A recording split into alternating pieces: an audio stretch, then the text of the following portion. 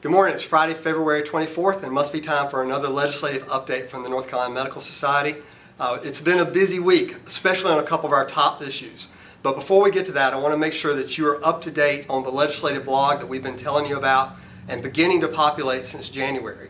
There's now a lot of material there, and that is going to be the one place where you can find out about everything happening in the legislative arena, both federal and state. So if you go to our main website, highlight over advocacy on the top bar, the very first tab that you'll see is the 2017 legislative session. When you click that, then you'll see all the blog posts, and you'll see over on the side that you can categorize it by things that we oppose, things that we're for, federal or state, different categories like Medicaid or scope of practice. But we've tried to break it down into small articles so that you can find the thing that you're most interested in. Beside each of the North Carolina flags, you'll see summaries of the bills here in North Carolina. You'll see a Capitol rotunda for the federal legislative issues. You'll see big green checks and big red X's for our major priorities of things that we are for and we oppose.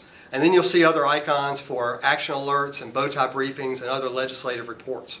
But we're trying to make this easily digestible and searchable so that you can find out the most up-to-date information even beyond what we're giving you in these weekly videos. So now to this week. Scope of practice has been the highlight of what we've been dealing with, of course.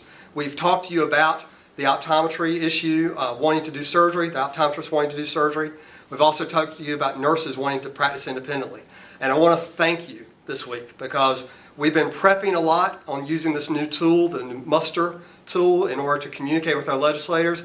And in the first 24 hours this week, you took the nurse action alert and you sent 776 emails to legislators, and we can't thank you enough. That is exactly what we needed so that your lobbying team could be effective on the ground, making sure that communication was coming from back home and then matching up with what we were talking to legislators here in Raleigh about. So thank you for that. If you have not responded to that action alert, we need you to get engaged. We need you to communicate with your legislators right now. We've communicated with 76% of the House and 99% of the Senate. But even if somebody in your district has already communicated, we still need your voice to communicate our opposition to the nurse expansion of scope of practice. Next week, we're going to see our first scope of practice bill come before a committee. On March 1st, Wednesday at 11 o'clock in the House Health Committee, the Optometrist Bill to try to start performing surgery is going to be heard for discussion only. Now, even though this isn't up for a vote, this is a critical time for you to be communicating with your legislators, making sure they understand that you object to someone being allowed to use scalpels and lasers on patients without having the proper training to be able to do that safely, effectively for North Carolina citizens.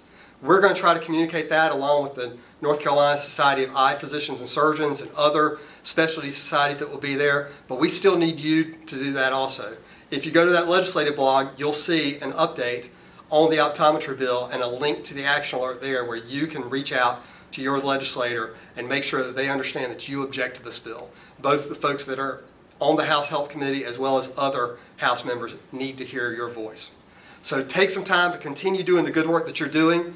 Look at the legislative blog and find the other issues, whether it's public safety, budget, Medicaid, whatever the topic that you're most interested in, and make sure you stay up to date on what's going on here in Raleigh. Hope you have a great weekend.